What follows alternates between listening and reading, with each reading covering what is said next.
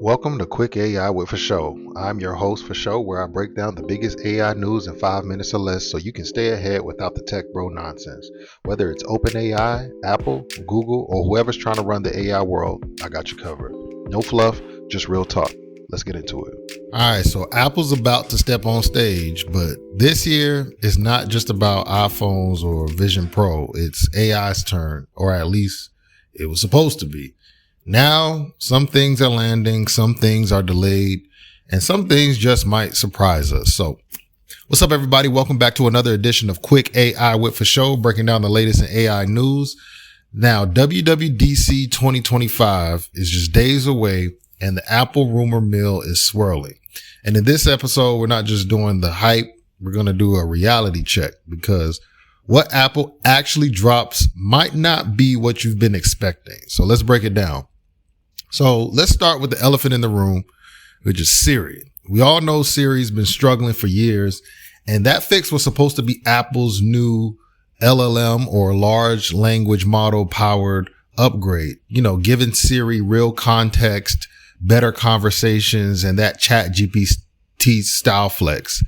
But according to the latest reports, it's delayed, and we're talking about at least a year out. So basically, you're stuck with the classic Siri for now, the one that gives you Yelp results when you ask for good tacos. And Apple is, really being super cautious here.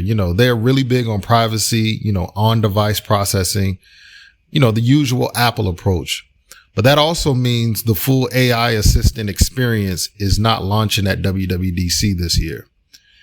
And the second thing is a curveball. So Apple is also skipping version numbers entirely. So we're not going to see iOS 19, apparently. It's just going to be iOS 26. And I guess the reason is just simple branding. They want to feel like you're in the future. They want all their platforms, Mac OS, iOS, Watch OS, and TV OS to just line up with the year. So it feels cleaner and more unified and, more Apple. But I feel like underneath that number jump, it's less about the version and more about the vibe shift that Apple is trying to sell. And speaking of vibes, this year Apple is going to finally give iOS a serious visual overhaul.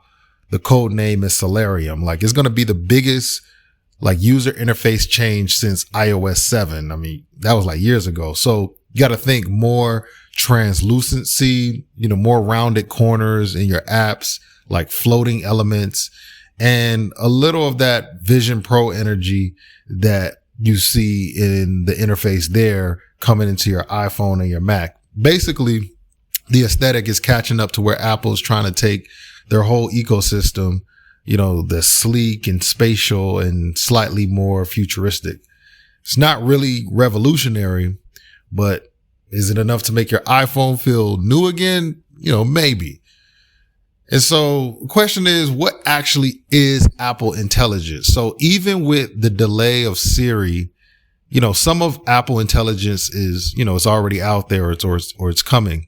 So, the rumor is they'll have AI powered battery optimization. So it will learn how you use your phone and extend your battery life. They're expected to have live translations with AirPods. So real time language translation, mid conversation, enhanced accessibility. So better Braille support, live captions, and, just even more inclusive features.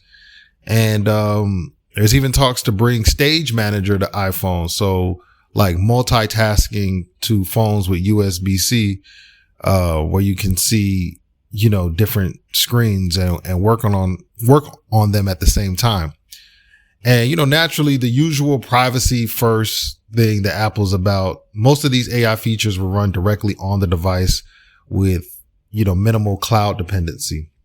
So basically, Apple is not about to wow you with novelty, but it's going to work quietly in the background, hopefully making your experience smoother.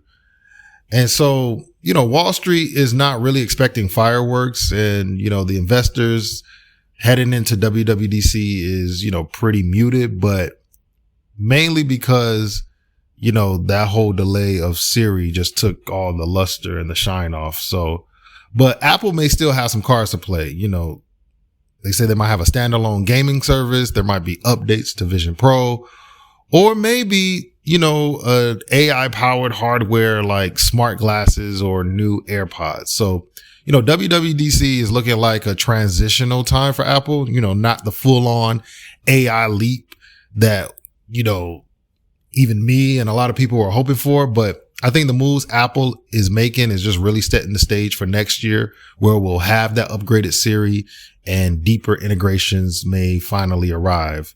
So until then, this WWDC might be less mind blowing and just more, subtle flex in the Apple way.